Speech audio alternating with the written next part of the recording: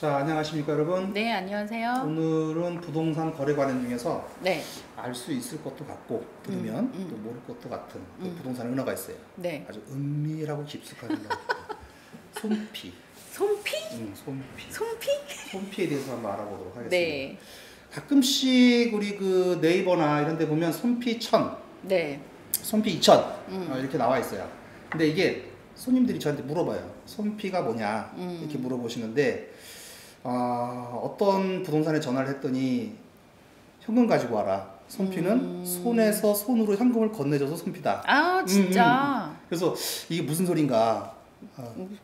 몰라. 손에서 손으로 그러니까 전해줘서. 이게 무슨 소린가. 손에서 도대체. 손으로 전해줘서 손피예요? 돈을 줘야 되는데 당연히 프리미엄 지급하는데 이게 무슨 소린가. 계좌이체를 하지. 그런 말도 안 되는. 또 어디서는 매수인이 부담하는 분양권 거래는 불법이라고도 하고. 네. 정확하게 손피가 뭔지 네. 일반인들이 쉽게 이해할 수 있도록 설명이 필요할 것 같아요. 그래서 오늘은 김도영 세무사님을 모시고 손피에 대해서 배우는 시간을 갖도록 하겠습니다. 안녕하세요, 세무사님. 네, 안녕하세요. 드디어 얼굴을 보여줬습니다. 네. 자, 김도영 세무사님 혹시 그 손피라고 하는 거 들어보셨나요? 네, 들어 알고 있습니다. 그러니까 손피는 매도인에게 원하는 프리미엄 금액만큼을 건네주고 프리미엄 이외의 부담 항목, 대표적으로 매도인의 어떤 양도소득세까지 매수자가 부담하는 거래 방식이라고 정의할 수 있겠습니다. 이게 근데 매수인이 양도세를 부담하는 거래가 불법이라고 많이 알고 있어요, 사람들이. 근데 이게 그렇다면 매수인이 양도세를 부담하는 손피는 정말 불법인가요, 이게? 양도세를 매수인이 부담하는 거래는 일단 합법입니다. 실제로 매수인이 부담하는 양도소득세를 매도인의 양도가에게 가산한다는 규정이 있고요. 이로 인한 양도세를 무한 부담한다는 내용의 계약에 대해서도 이미 오래전에 국세청에서는 예규로서 다 판단한 바가 있습니다. 근데 문제가 된다는 거는 아까 말씀하신 것 중에 현금을 어떻게 건넨다고? 손에서 손으로. 손에서 손으로 현금을 건네준다 이렇게. 그래서 손피라고. 그래서 현금 가지고 오시라고. 현금으로 달라고 했다면 불법일 가능성이 높습니다. 절대 현금으로 주시면 안 되고요. 나중에 또 억울한 일이 휘말릴 수 있기 때문에 증빙을 위해서도 꼭 계좌이체로 지급을 하셔야 되고 매매 계약서에서도 매수자가 세금을 부담한다는 약정이 있어야 합니다.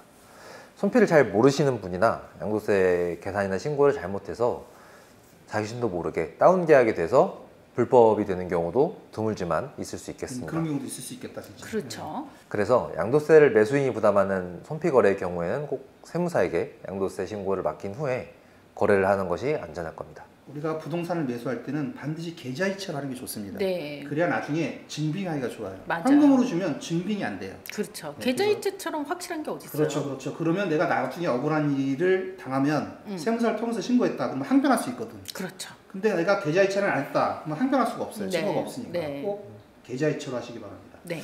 자, 그래서 만약에 그렇게 손피를 가장한 다운이나 뭐 세무사가 아닌 자가 계산을 잘못할 수도 있는 거잖아요. 계산을 잘못해서 의도치 않게 다운 계약이 됐다.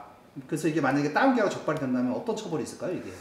우선 지자체에서 다운 계약으로 적발이 될 경우에 실제 금액과 신고한 금액의 차이에 따라서 그 크기의 금액에 따라서 과태료를 우선 부과합니다. 이 경우 매도인, 매수인, 중개인에게 모두 과태료가 부과가 되기 때문에 부담이 상당할 수가 있고요. 또 관할 세무서에서는 다운 계약이 이미 적발될 경우에 해당 매매 거래로 인한 매도인 그리고 매수인에게도 어떤 세법상의 비과세나 감면 모든 혜택을 전부 배제하게 되어 있습니다. 특히 1세대 1주택 비과세를 받는 경우에는 손해가 매우 클 수 있으므로 절대 다운 계약으로 신고되는 일은 없어야겠습니다. 비과세 배제가 무섭다. 무섭죠. 세금을 하나도 안 내도 돼요. 들으니까 끔찍하다. 네. 자, 그래서 손피 거래를 할 때는 꼭 세무사에게 양도세 계산과 신고를 의뢰하고 거래를 해야지 잘못해서 만약에 비과세가 배제된다면 이건 억대 손실도 가능해요. 그럼요. 네, 그래서 정말 조심해야 될 것 네. 같고요. 양도세 계산과 신고는 일회성이에요, 이게. 그래서 네. 비용이 굉장히 저렴합니다. 만약에 세무사가 양도세를 신고하면 국세청에서는 그 신고를 한 세무사한테 물어보게 돼 있어요. 네. 이거 어떻게 된 거니? 이렇게. 만약에 내가 했다. 나한테 물어본다고. 나한테 물어보면 내가 뭘 알아? 몰라요. 아는 것도 제대로 대답 그렇지. 못해. 일반인들은 모른단 말이에요. 네. 그러니까 꼭 세무사분한테 의뢰를 해서 신고를 하시는 게 정확하게 맞을 것 같아요. 그래서 부동산 거래를 하기 전에 꼭 세무사에게 양도세 계산 신고 의뢰하고 네. 그다음에 양도세 신고 계약하고 부동산 계약을 하는 게 좋을 것 같아요. 그렇게 그렇죠. 처분하면 자기가 얼마인지 정확하게 알고 처분할 수 있잖아요. 그렇죠. 네, 그래서 꼭 세무사님하고는 꼭 상의를 해야 됩니다. 자, 그리고 손피 계산하는 방법을 좀 알려주시면 어떨까요? 한번 계산해 볼까요? 네. 마침 우리 대방 2차가 지금 네. 옥정 대방 2차가 지금 분양권 거래가 가능합니다. 근데 여기도 손피라는 항목이 있어요. 그래서 네. 옥정 대방 2차를 한번 예로 계산 한번 부탁드려 보겠습니다. 그럼 손피 계산 한번 해보겠습니다. 일단 분양권 4억 그리고 손피 2천만 원을 가정을 해보고요. 기본공제 이외에 어떤 처분 비용이나 이런 기타 비용은 없다고 생각을 해보고 계산을 해보도록 하겠습니다. 우선 프리미엄으로 매도인에게 준 손피 금액이 2천만 원. 그리고 만약에 대방 2차를 예로 든다면 1년 이상 보유한 분양권이기 때문에 세율은 60%가 될 거고요. 인공공제가 있다고 가정을 했을 때 250만 원을 공제를 하면 2천만 원에서 250만 원을 뺀 1,750만 원이 과세 표준이 되고요.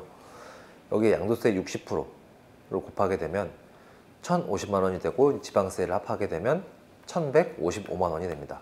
즉 매수인이 부담한다고 하는 양도세는 일단 1,155만 원이 됩니다. 여기서 매수인이 부담하는 양도세는 매도인의 양도가액에 합산해서 신고를 해야 되기 때문에 양도세 계산을 다시 하게 됩니다. 이 경우에 2차 양도세라는 개념이 생기는데 따라서 양도세를 1차 양도세를 기존의 양도가액에 더한 가액으로 양도세를 다시 계산하게 되면서 기존의 1차 양도세를 대신 부담했던 1,155만 원에서 다시 60%를 곱하게 되면 양도세액이 693만 원에 지방소득세를 합치면 762만 3천 원이 나오게 되고요. 그렇게 되면 매수인이 부담하는 총 취득가액은 분양가 4억 원에 프리미엄 2천만 원, 그리고 1차 양도세 1,155만 원, 2차 양도세 762만 3천 원, 총 4억 3,917만 3천 원이 되게 됩니다. 매도인이 손피 2천만 원을 요구할 경우에 최종적으로 매수인은 분양가 4억 원을 제외한 3,917만 3천 원의 프리미엄을 지급하는 결과가 됩니다. 또한 이 손피 거래에서 매수인이 꼭 알고 계셔야 되는 점이 있는데요. 매수자가 손피로 매수한 부동산을 나중에 매도하는 경우에는 양도세 계산에서 손해를 보실 수가 있습니다. 왜 손해를 보게 되냐면 1차 양도세는 물건의 취득가액에 포함이 되지만 2차 양도세인 762만 3천 원은 취득가격에 포함되지가 않기 때문이죠. 매수인의 2차 양도세는 취득가격에 포함되지 않기 때문에 해당 매수인이 추후 양도를 하는 경우에 매수인은 2차 양도세인 762만 3천 원에서 나중에 내가 양도 시 적용받을 세율만큼의 손해를 보게 되는 것이죠. 즉 손피거래 시 매수인은 총 매도인에게 4억 3,917만 3천 원을 지급을 했지만 양도 시에는 4억 3,155만 원만 취득가격으로 인정이 된다는 것입니다. 또 한 가지 지방세인 취득세에서는 실제 지급한 금액이 취득가격이 되므로 2차 양도세까지 취득세 과세 표준에 또 포함이 되기 때문에 손피 거래를 할 때에는 양도세와 취득세 부분에서 손해보는 것들이 있다는 것을 꼭 인지하고 계시는 것이 좋겠습니다. 자, 그래서 네. 세무사님 말씀을 들어보면 손피 거래 시 매수인은 2차 양도세를 지급한 만큼 양도세에서는 취득원가를 보지 않잖아요. 그렇죠. 이렇게 되면 그만큼의 손실이 발생하는 거고 네. 그냥 취득가격이 낮아지는 거지 실제로 돈은 줬는데 네. 인정이 안 되는 거니까. 그리고 취득세에서는 양도세에서는 또 아까 포함이 안 됐던 걸 또 포함시켜요. 네, 그래서 실질 비용이니까. 취득세는 또 더 많이 내. 실제로 취득한 비용이니까. 네. 손피를 하면 2차 양도세에서는 원가에 포함되지 않아서 그만큼 손해를 보고 취득세는 더 내게 되고 네. 이런 게 있습니다. 그래서 이거는 한번 생각을 한번 해보셔야 돼요. 그래서 네. 비과세를 노린다. 내가 사는 게 비과세다. 이분들은 상관이 없겠지만 네. 내가 양도소득세를 내야 된다. 이분들은 상관이 있죠. 2차 소득세만큼 내가 손해를 본 거예요. 네. 요거는 꼭 알고 계셔야 됩니다. 또 부득이하게 손피 거래를 한다 그러면 반드시 계좌. 손피 거래 시에는 어떠한 경우에도 현금을 주면 안 되고 네. 계좌로만. 그래서 또 세무사분에게 양도세 계산과 납부를 의뢰해야 나중에 문제가 없으니까 그거는 그렇게 해주시면 되고, 세무사분한테 꼭 우리가 의뢰를 해야 되는 경우는 아까도 네. 얘기했지만 계산을 잘못했을 경우에는 원치 않게 다운계약이 될 수도 있어요. 그렇죠. 네, 그렇기 때문에 만약에 그게 다운계약이 됐다, 그래서 적발이 됐다, 네. 이렇게 되면 비과세가 날아갑니다. 그렇죠. 손해가 수억 원에 이를 수 있기 많이 때문에 날아가죠. 예, 비과세가 배제되면 손해가 수억 원에 이를 수 있기 때문에 손피거래는 신중하게 만약에 어쩔 수 없이 해야 된다 그러면 꼭 세무사님과 함께. 예. 그래서 이제 그렇게 해주시면 되고, 손피에 대해서는 이제 뭐 더 이상 헷갈리지 않을 겁니다. 지금 네. 목적에서도 말이 많았어요. 이게 불법이다 아니다. 예, 말이 많았죠. 정확하게 합법 맞고 그렇지만 손피해 장단점이 있으니까 이거는 꼭 체크를 해보고 세무사님과 같이 해주시길 바라고요. 자, 그래서 오늘 손피에 대해서는 김도영 세무사님께서 오늘 고생을 많이 해주셨습니다. 네. 자, 오늘 자세한 설명 굉장히 감사합니다. 네, 감사합니다. 그리고 또 다음 시간에는 우리 세무사님하고 또 같이 할 일이 또 하나 있어요. 네. 이제 옥정 신도시에서 창업을 하시는 분들이 굉장히 많은데 옥정 신도시 창업을 할 때는 일반 과세자료밖에 안 되는 곳이 있고 간이과세제가 되는 곳이 있어요. 네. 여기에 따라서 조금 비용이 많이 좀 나눠지게 되는데 창업할 때 이걸 몰라서 부가세와 소득세에서 손해를 보는 분들이 굉장히 많습니다. 그렇죠. 특히 소득세에서 손해를 보면 이게 국민연금 건강보험으로 가면 12%예요. 다 연계가 되니까.